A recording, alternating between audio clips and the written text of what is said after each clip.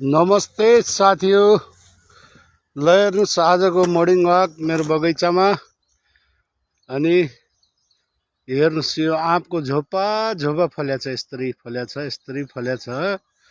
मलाई भिडियो नखिचेर मलाई चित्तै बुझेन। ल हेर्नुस् त, बाबरे। तर यो सबैले भन्छन् आँपको सिजन हो, तर सिजन भए पनि तपाईको कति मान्छेहरुको बिचारा पहिला फुल खेल्यो, त्यसपछि तपाईको ट्याक्क टिकौला मात्र देखिया छ, तर ऊ छैन। हेर्नुस् दाना छैन। ल हेर्नुस् हाम्रो दाना, हेर्नुस् दाना, यस्तो दाना छ। ल हेर्नुस्। र यसको बारेमा तपाईलाई मैले मेरो भिडियो हेर्दै जानुस्। म तपाईलाई आज दबाई के हाले र के हाल्नु पर्छ भन्ने बारेमा सिकाउँछु।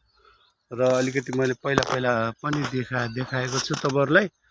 ल हेर्नुस् आँप यसरी फल्यो भने अनि बल्ल किसानहरुलाई मजा आउने हो के। हेर्नुस् यसरी फल्यो भने टक्क तपाईहरु युट्युब भिडियोबाट धेरै कुराहरु सिक्न सक्नुहुन्छ। मैले पनि युट्युब भिडियोबाट कति कुराहरु सिके। अनि ल हेर्नुस् जग्गा हेर्नुस्, सट्टै सब खनेर एकदम मलजल हालेछ। मलजल चाहिँ प्रशस्त हुनु पर्यो। ल हेर्नुस् आँपको झोपा।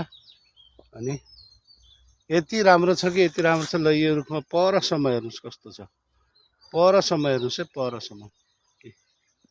ल हेर्नुस् आँप।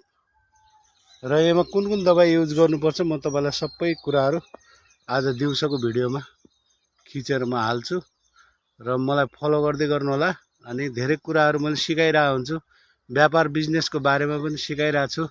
साइला ब्लग हेर्ने गर्नुस्, त्यसमा चाहिँ तपाईको मलाई टाढाका साथीहरु जुडिसक्नु भएको छ। अनि तपाईहरु पनि जुड्नुहुन्छ भन्ने आशा गरेको छु। ल हेर्नुस् त, यो एउटै बुटाको आँप हो। यत्रो झोपा दशरी आँपहरु अड्डिन्छ। मान्छेको एक वटा छ, तर हाम्रो हेर्नुस् 5 वटा 7 वटा एउटामा छ। यस्तरी खिचेछ हेर्नुस्। ल